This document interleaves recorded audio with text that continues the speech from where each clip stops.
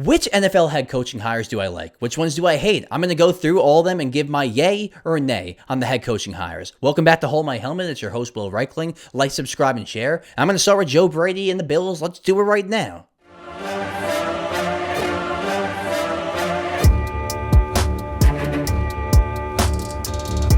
The Bills hired Joe Brady as their head coach.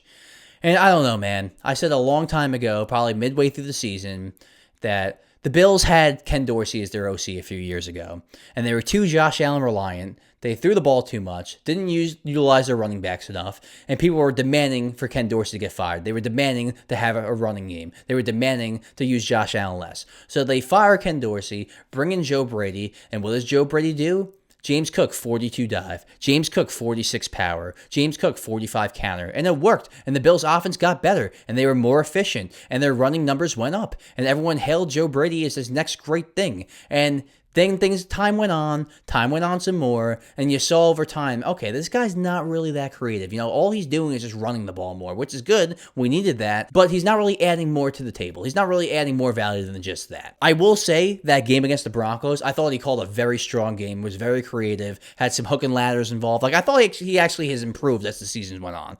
But this is a guy who's a decent OC. I wouldn't call him some whiz kid offensive coordinator. And let's be honest. Was he a top head coaching candidate name in any of these circles? I know he went on a couple interviews, but was he even a top 3 candidate for these head coaching jobs? If he left the Bills to go be an OC somewhere else, yes, he would find an OC job. He would probably find one easily. But would he be team's top candidate?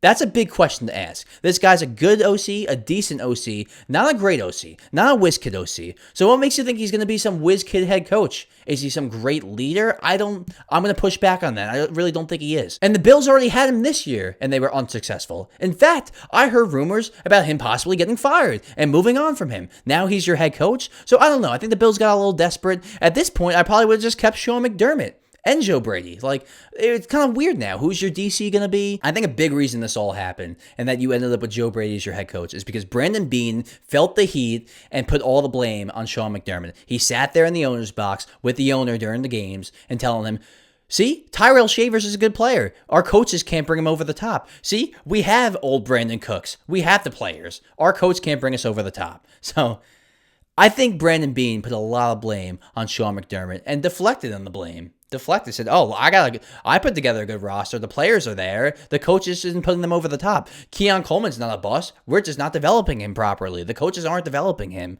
So I think a little bit of that happened there. So Brandon Beane tried to save his ass, and as a result, got Sean McDermott fired. Honestly, I probably would have kept Sean McDermott. He's won multiple playoff games. He got you to the playoffs before Josh Allen when you had a shit roster. He was a culture builder. So now you end up with Joe Brady, who is a good schemer, I guess. He's a decent schemer, but we don't know what he is with the culture. And the team was unsuccessful this year, and they already had Joe Brady, and they were talking about him getting fired. Now he's your head coach. Dysfunction in Buffalo for sure. The Steelers hire Mike McCarthy. He's from Pittsburgh, and I feel like Mike McCarthy gets a bad rap. I feel like he gets a really bad rap. He went 12-5, 3 years in a row in Dallas. Dak was runner-up MVP under McCarthy. And now it's showing that Dak is actually a pretty good player, but he was runner-up MVP with McCarthy. Best year of his career with Mike McCarthy. He can call offensive plays. There's no doubt about that. Mike McCarthy can call an offense. The thing is, they don't have a quarterback right now. They don't know if they have a quarterback. Aaron Rodgers comes back. Okay, that's still like a one-year rental. Other than that, they don't have any options here. And I have not seen Mike McCarthy without a franchise quarterback. So that's really a little bit of an unknown here. So the Steelers owner said we won't accept tanking and bottoming out. You might still end up bottoming out this year because if Rodgers doesn't come back, you don't have a quarterback. I've never seen McCarthy without a franchise quarterback. Lots of unknowns here in Pittsburgh, but you hired a guy that is a known winner, can win games, can get you to the playoffs if he has the players, and I don't hate this hire. Ravens hire Jesse Minter as the head coach. This one's a little weird to me. You get rid of John Harbaugh, and you hire a Harbaugh disciple? You might as well just kept John Harbaugh at that point. I know Jesse Minter's a hot name that's kind of been rising in the coaching ranks and all of that, but it just feels a little weird to me.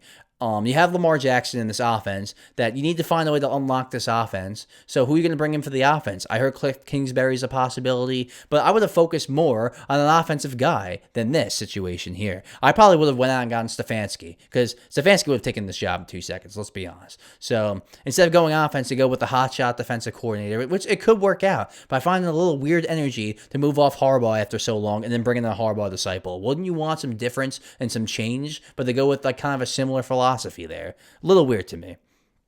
Titans hire Robert Saleh as head coach. I think Robert Saleh is actually a solid head coach. I'm a Jets fan. That's coming from a Jets fan. He brought back a tough defensive identity to the Jets. Got fired after 5 games in 2024. 5 games. I said the Jets were out of their mind for that. Then you had stupid Jets fans saying this is the best thing the Jets could have done. The Jets are going to go on, get some momentum now, and win a bunch of games. Their defense went to shit once they fired Robert Saleh. Their defense went down the toilet. That was the hardest I've seen that franchise play since Rex Ryan under Robert Saleh. Those players loved that guy and were willing to run through a brick fucking wall for Robert Saleh. That was the hardest Jets defense I've ever seen play since Rex Ryan. And so I thought Saleh got the rough end of the stick. Let's be honest. Got fired after 5 games. Yes, they've struggled and they didn't have a lot of success, but he brought back that defense. And like Joe Douglas drafted a bunch of good players, I understand, but then Saleh goes and the defense sucks out of nowhere. That's not just some kind of magical thing. Saleh was a good coach. So love the hire for the Titans because they also bring in Brian Daboll as the OC. And I feel like Brian Daboll can kind of work with Cam Ward, similar to how he worked with Josh Allen, kind of hone in his recklessness a little bit. He can make Cam Ward a better player. So I kind of like that, the combination of those two guys. Saleh's going to make the defense respectable, and Daboll's going to make the offense respectable. Don't be surprised if the Titans have a bounce-back year. The Dolphins hired Jeff Hafley as their head coach. At first, I'm like, okay, yeah, whatever. Defensive guy. Dolphins were an offensive team with Mike McDaniel. They want to go opposite. Then I heard the guy talk. And I'm like, oh, wow, no, that's a head coach. That is a head coach personality right there. That is a leader of men. So I actually love the hire for the Dolphins. They go complete opposite. They go from a goofy offensive head coach that wears goofy clothes, designer clothing, talks goofy, acts like a goofball, to a serious defensive guy who's very structured, very culture-driven, and very, like, when you hear when he talks that he demands respect. So a very opposite vibe from Mike McDaniel, who had players showing up late to meetings, if they showed up at all, now going to a guy that if you show up late to a meeting, you're off the fucking team. You're getting cut next week. So very big culture change for the Dolphins, and I respect it. And not a head coaching hire, but an OC hire. They talk about Mike McDaniel. He's going to the Chargers as the offensive coordinator for Justin Herbert. So they move off Greg Roman, the old OC, and he had a very vanilla and old-style offense. Wasn't really doing a lot of misdirections, not really any motions, very basic vanilla offense. They let him go for a guy that schemes up a bunch of motions, schemes up a bunch of misdirections, and and Mike McDaniel is known for scheming up great running games. So that is going to help Justin Herbert take a lot of pressure off Herbert because Herbert needs a running game and a defense. He's a very talented quarterback, but you can now see that he's not going to carry you in the playoffs. Might carry you in the regular season, but not in the playoffs. So Mike McDaniel is a genius at developing run schemes. So he's going to develop a running game here that's going to help Justin Herbert overall. Now they need to bring back some of their offensive line pieces that have gotten hurt, yes. But if all those pieces come back and everyone's healthy and good, this is going to be a positive thing for Justin Herbert. And who knows, maybe McDaniel gets another head coaching job.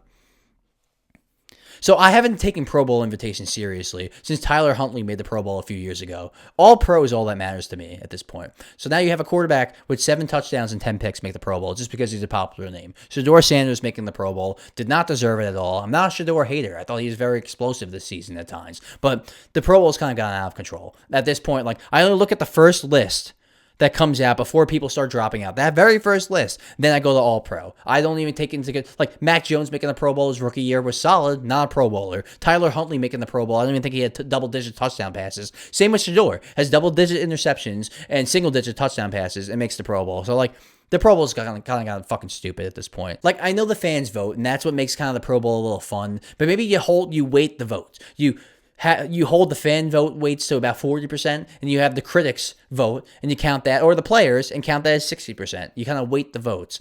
Because at this point, this is insane. Like, you have a guy in Shedeur Sanders who actually had a bad rookie season. Not even an okay rookie season. Not even a progressive rookie season. A bad rookie season make the Pro Bowl because he's popular. So I've kind of not taken the award seriously anymore. That's all I got today, guys. I'll have a video next week of a full prediction of Patriots-Seahawks Super Bowl. Maybe some more reactions on some coaching hires. But that's really really it. Let's see how this goes in this next week. We're about to hit Radio Row with Super Bowl week. I'm very excited. I know you guys are too.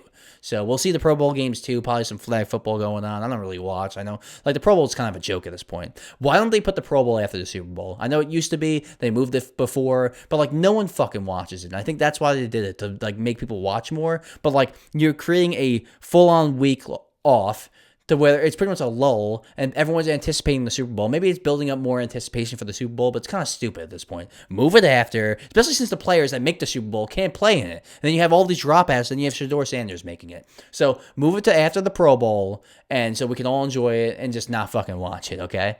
Thanks, guys. See you next week. Take care.